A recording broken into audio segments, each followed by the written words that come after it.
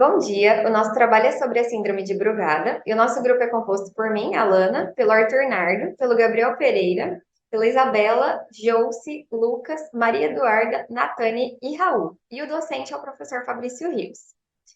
A síndrome de Brugada, ela foi descrita por dois irmãos que deram nome à síndrome nos anos 90. E trata-se de uma patologia autossômica dominante, mas isso não é um consenso. Existem controvérsias a respeito da etiologia da doença e alguns autores consideram essa patologia poligênica. Essa síndrome, ela causa diversos tipos de arritmias cardíacas por meio de alterações eletrofisiológicas iônicas e ela pode levar à morte cardíaca súbita. O diagnóstico, ele segue um sistema de pontuação e essas alterações cardíacas, elas podem ser identificadas por meio de eletrocardiograma, que vão revelar um dos três padrões típicos da doença, nas derivações pré-cordiais. Esse trabalho vai tratar principalmente da epidemiologia, da etiologia, da fisiopatologia da síndrome de Brugada, do diagnóstico, do tratamento, manejo e estratificação de risco. Bom, agora vamos iniciar, falando sobre a etiologia. Bom, a síndrome de Brugada é uma canulopatia herdada majoritariamente de forma autossômica dominante, ou seja, é necessário que apenas um alelo mutado seja presente para que a pessoa, o indivíduo afetado, venha a demonstrar a doença. E ela é causada por variantes patogênicas no gene SCN5A, que é localizado no cromossomo 3, na banda 21. Gene esse que codifica o canal de sódio cardíaco NaV1.5. Canal esse que tem grande participação na geração e na propagação do potencial de ação do coração. Dessa forma, a variante patogênica desse gene leva a uma perda de função desse canal, que vai acarretar a diminuição da corrente de sódio e o desequilíbrio das correntes iônicas, podendo levar a uma arritmia ventricular. E existem também outros genes que já foram associados na literatura, a essa síndrome. Porém, com a utilização de critérios mais rigorosos na categorização da patogenicidade dessa doença, foi verificado que essas outras variações genéticas não tinham tanta relevância para a doença. Porém, como a gente pode observar aqui nesse diagrama, a síndrome de Brugada, ela se relaciona tanto clinicamente como também geneticamente com outras canulopatias, como, por exemplo, a doença do nosso sino arterial, também tem a síndrome do QT longo e a síndrome do QT curto, demonstrando que é uma doença, por ser ainda muito nova, com apenas 30 anos de descrição, ainda há muito que ser desvendado ainda pela comunidade científica.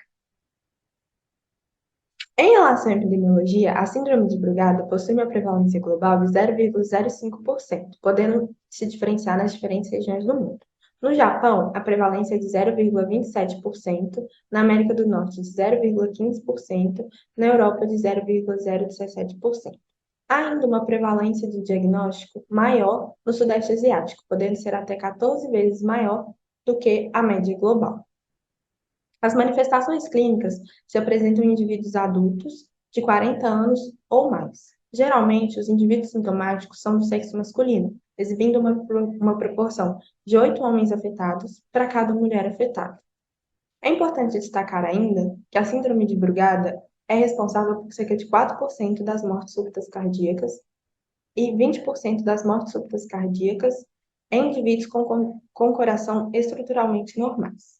O risco de morte súbita cardíaca, ele se apresenta elevado em pacientes pediátricos do sexo feminino. Prosseguindo agora, então, com a fisiopatologia, nós dividimos a fisiopatologia em três partes para melhor compreensão.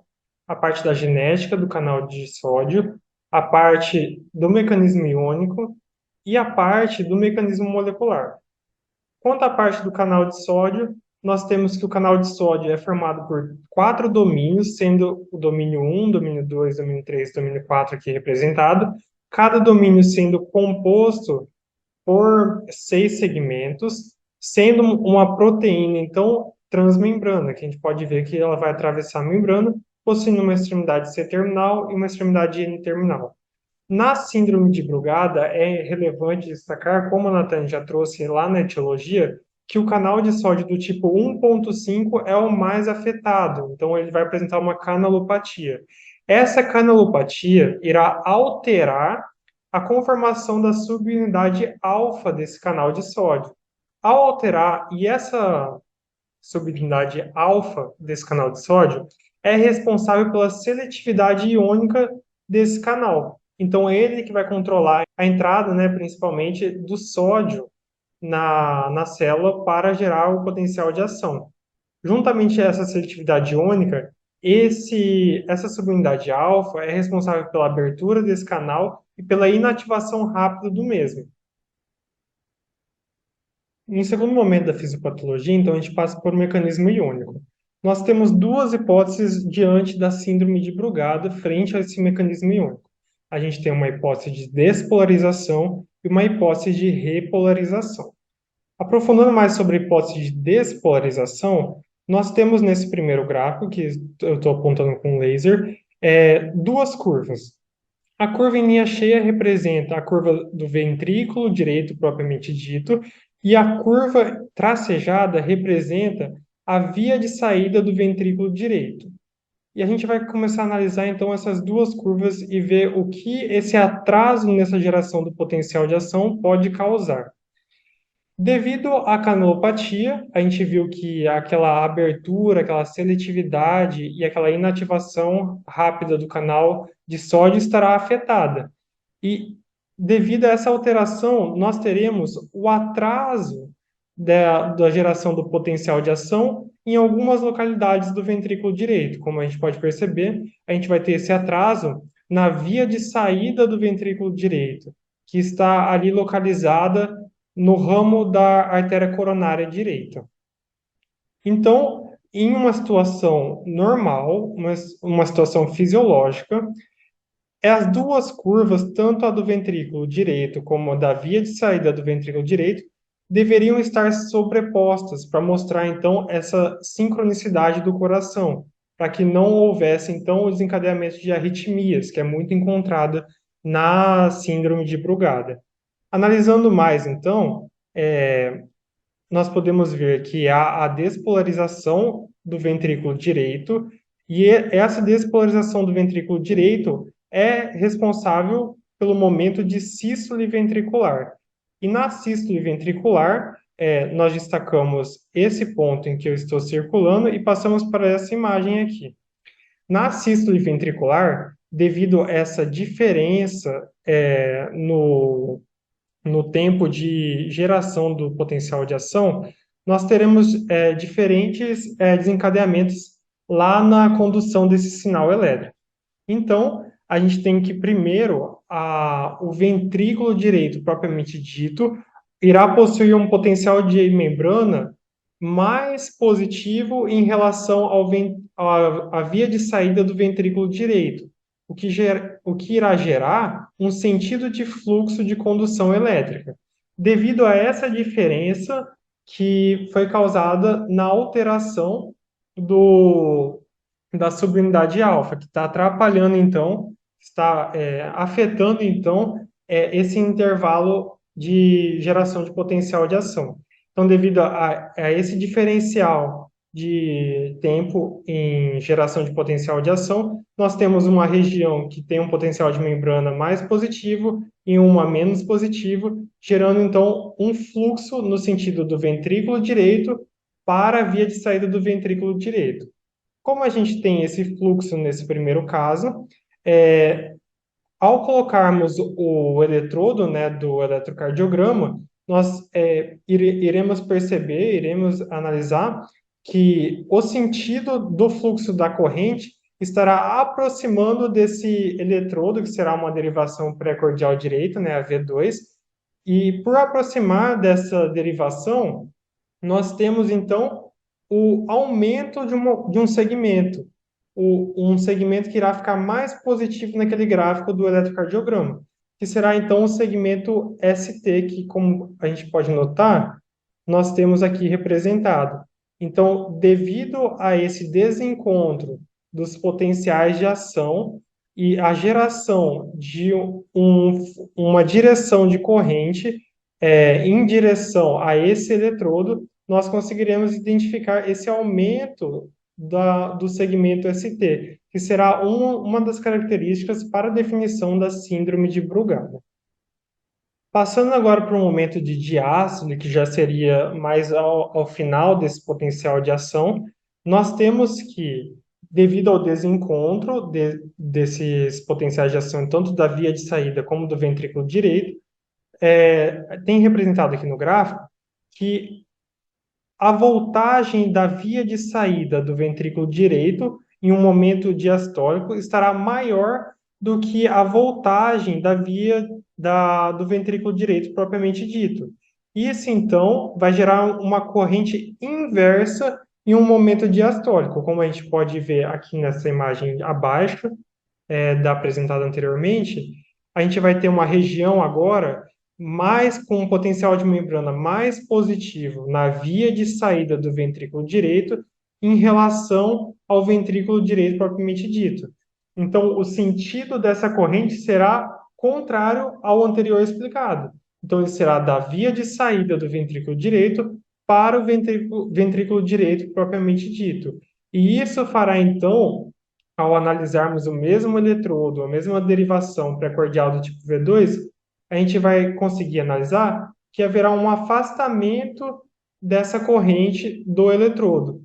Por haver um afastamento desse fluxo de corrente, né, do eletrodo, nós conseguimos identificar no gráfico do eletrocardiograma a inversão da onda T. Então, por isso que a gente tem aqui representado essa onda T em um eixo negativo do gráfico, como representado.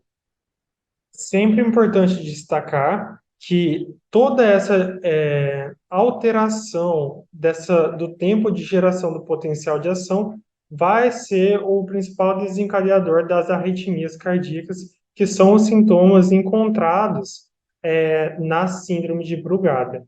Então, essa é uma das hipóteses, a hipótese de despolarização. Em seguida, explicaremos, então, a hipótese de repolarização, que são as duas hipóteses vigentes atualmente. Além da hipótese da despolarização, estudos sugerem outra hipótese, que é a hipótese da repolarização. Essa hipótese da repolarização vai gerar um encurtamento do potencial de ação. E por que acontece esse encurtamento do potencial de ação? Distúrbios na repolarização que vai iniciar esse processo. Um distúrbio que acontece nessa repolarização é a baixa voltagem para iniciar a fase 1 e 2, mais especificamente a fase 2 da repolarização. Essa fase 2, como a gente pode ver aqui nesse gráfico em azul, ela é representada por um platô. Nessa fase 2, os canais de cálcio vão ser ativados numa voltagem específica e alta, numa situação normal, para que ocorra uma entrada de cálcio e, ao mesmo tempo, ocorrer uma saída de potássio. E é isso que dá essa característica de um platô reto, uniforme, sem muitas alterações, gerando quase uma DDP nula. Mas na síndrome de Brugada, nessa hipótese de repolarização, entra nessa fase com uma voltagem inferior. E essa voltagem inferior faz com que não sejam ativados os canais de cálcio. Ou seja, essa inativação dos canais de cálcio não vai permitir com que o cálcio consiga entrar, que seria o normal. Por isso que tem essa queda do platô, representado na imagem. Um desequilíbrio foi causado com relação ao efluxo e ao influxo iônico. Ok. Essa queda, essa desestabilização, vai aumentar a probabilidade de iniciar novamente a fase 2 da repolarização, representado nesse gráfico abaixo. Por esses dois picos, o primeiro que eu já mencionei e o segundo que é entrar novamente nessa fase 2. Quando entra novamente nessa fase 2, vai aumentar a frequência de sístole, e isso vai desencadear arritmias ventriculares, que é uma das características evidenciadas em alguns pacientes acometidos pela síndrome de Brugada. Com relação a esses dois gráficos aqui, o que nós podemos perceber? A condução, a condução elétrica, o potencial de ação, ele continua normal no endocárdio, que é esse gráfico em vermelho, ou seja, não tem alteração elétrica. Agora, no epicárdio, onde que tem essa alteração, por meio dessas hipóteses, vai fazer com que a condução entre o epicárdio e o endocárdio seja diferente. Isso vai ser percebido por meio de um gradiente que é uma diferença de voltagem. Essa diferença de voltagem perceptível nesse primeiro gráfico também vai ser percebida no segundo gráfico, que menciona o quê? Um atraso na repolarização. Você tem uma repolarização normal e uma repolarização atrasada. E até encurtada, né? Se você pensar como um potencial de ação. Essa diferença de potencial que faz com que haja uma elevação do segmento ST no eletrocardiograma, que é característico de pacientes com síndrome de Brugada. Além disso, existe uma proposta adjacente a essa, também para explicar essas alterações eletrofisiológicas, que diz que pode ocorrer um desvio com relação à condução elétrica. É como se ocorresse um deslocamento. Então, qual que é o normal, certo? O normal é, você tem uma despolarização atrial e o potencial de ação ele vai ser gerado no nó sinoatrial. Esse potencial de ação ele vai ser redirecionado, né, para o nó atrioventricular. A partir dali vai passar pelo feixe de His e vai atingir os ventrículos posteriormente, certo? Por meio das fibras de Purkinje. Quando atinge os ventrículos, você vai ter uma despolarização ventricular. E o que você nota? Que o potencial de ação, a condução elétrica, ela passa a ocorrer daquele ápice do coração para a base do coração. E é nessa condução que vai ocorrer um problema, né? Ou seja, vai desestabilizar essa condução. Porque antes de chegar nessa via de saída do ventrículo direito, pode ocorrer, no caso dessa hipótese, uma perda daquela condução, ou seja, um deslocamento. E qual que é a consequência disso? Como que isso é percebido? Por meio de arritmias ventriculares, que vai ser uma alteração do ritmo cardíaco. Apesar de ser descrita como um distúrbio elétrico isolado, foi observado em casos pós-mortem e em vivos alterações estruturais, como aumento de colágeno nas paredes ventriculares e também fibroses intersticiais e epicárdicas, o que levou a uma hipótese estrutural acerca da síndrome. Uma delas está relacionada à expressão anormal de células da crista neural durante o desenvolvimento embrionário da via de saída do ventrículo direito, o que levaria a um atraso na despolarização e também a uma diferença na repolarização nessa estrutura.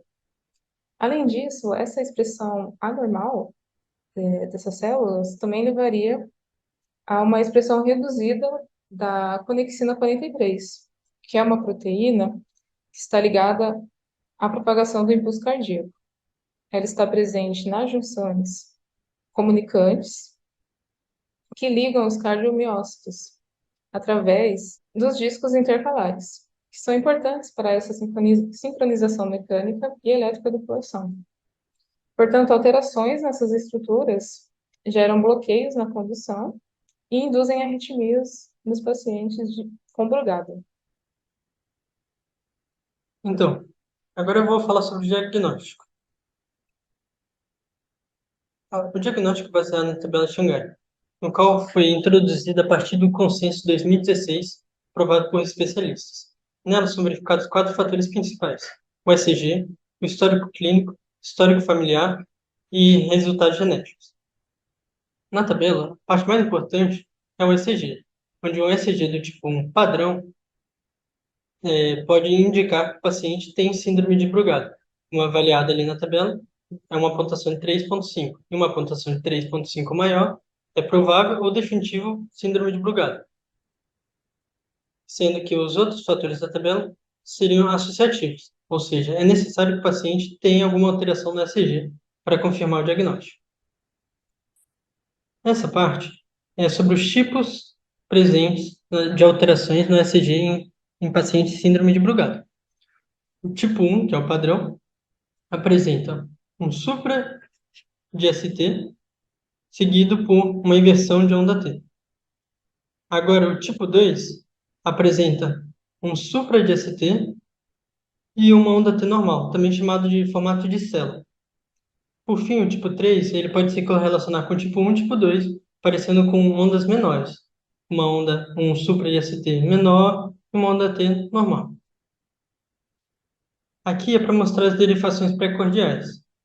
As derivações pré-cordiais padrões, elas identificam a síndrome de Brugada. Só que se ocorrer a mudança para derivações pré-cordiais altas, que ficariam próximas da linha external, é possível avaliar melhor a síndrome de Brugada, pois esse tipo de derivação permite detectar melhor as áreas relacionadas à doença. Essa aqui seria mostrando um paciente que tem o tipo 2 ou 3 ou não tenha nenhum tipo e é introduzido um medicamento que bloqueia os canais de sódio. Com isso, ele pode desencadear o tipo 1 síndrome de Brugada. Por fim, os medicamentos que são bloqueadores de canais de sódio são ajamil, flecainide, procainamide, pircicainide. Sendo que o ajamil é o medicamento que mais induz o tipo 1, só que ele pode causar um falso positivo. E já o psicanide é um medicamento que seria com uma dosagem mais fraca, menos efetiva em transformar em tipo 1. Porém, quando o paciente apresenta o tipo 1, é porque ele realmente tem a doença. Então, ele teria um menor falso positivo. Bom, sobre a questão do tratamento e manejo da síndrome de Brugada, é válido salientar que ele ocorre de acordo com o diagnóstico do paciente, se ele é sintomático ou assintomático. Em pacientes sintomáticos, a abordagem primária se baseia no uso do CDI, um cardioversor desfibrilador implantável, um aparelho que fornece choques elétricos que visa evitar a ocorrência de eventos arrítmicos. Caso esse aparelho CDI seja contraindicado, recusado ou insuficiente, é realizado então o tratamento utilizando fármaco, como a quinidina ou a ablação epicárdica, que são tratamentos alternativos ao uso do CDI. No caso dos pacientes assintomáticos, é realizada uma observação clínica e uma estratificação de risco, que são baseados na triagem genética desse paciente, onde é então indicado ao paciente alguns antidepressivos e antiarrítmicos que devem ser evitados, e também alguns hábitos e algumas atitudes que devem ser tomadas de acordo com a vivência desse paciente. No caso, por exemplo, da ocorrência de febre, que deve ser então controlada de forma imediata, e a apresentação de alguns sintomas que podem ser desencadeadores de eventos arrítmicos. Como a síndrome de Brugada ainda não possui tantos tratamentos disponíveis e na maioria das medidas se baseiam na contraindicação e na adoção de mudanças de hábitos e na adoção de fármacos que podem ter alguns efeitos colaterais intoleráveis, novos tratamentos estão sendo desenvolvidos, que se baseiam no uso de células-tronco pluripotentes, onde por meio delas é realizada uma espécie de edição genética que se baseia na realização de um tratamento específico para o paciente, onde esse paciente receberá um fármaco que será baseado no que a triagem genética indicou. Porém, esse tipo de tratamento ainda exige um alto nível de análise e de geração de dados, e que ainda não podem ser fornecidos pelas atuais e tradicionais técnicas de eletrofisiologia. Bem, agora encaminhando para o final da apresentação, vamos falar um pouco sobre a estratificação de risco. A estratificação de risco se refere a um conjunto de fatores prognósticos relacionados à identificação da possibilidade de se ter um evento arrítmico grave.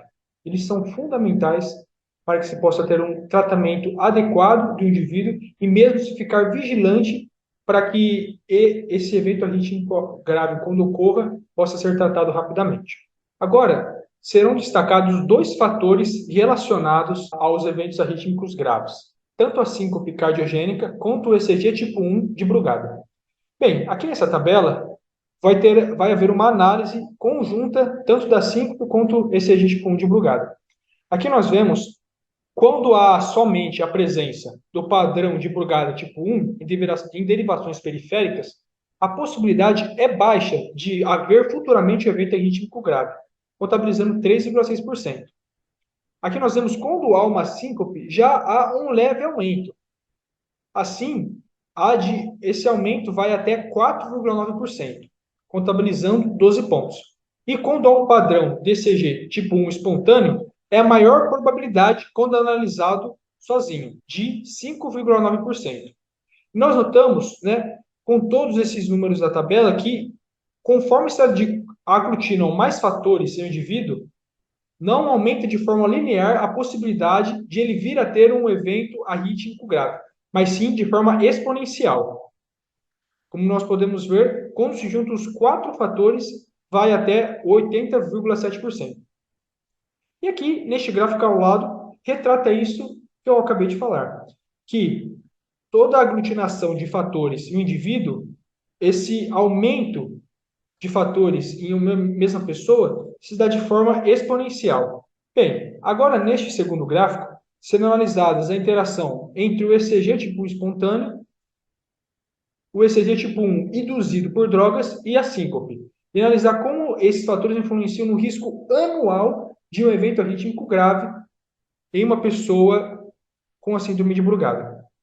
É importante salientar que foi descoberto que pessoas com síndrome de Brugada, na qual foram administrados medicamentos antiarrítmicos, apresentaram o padrão de Brugada tipo 1, o que não aconteceu com o grupo controle.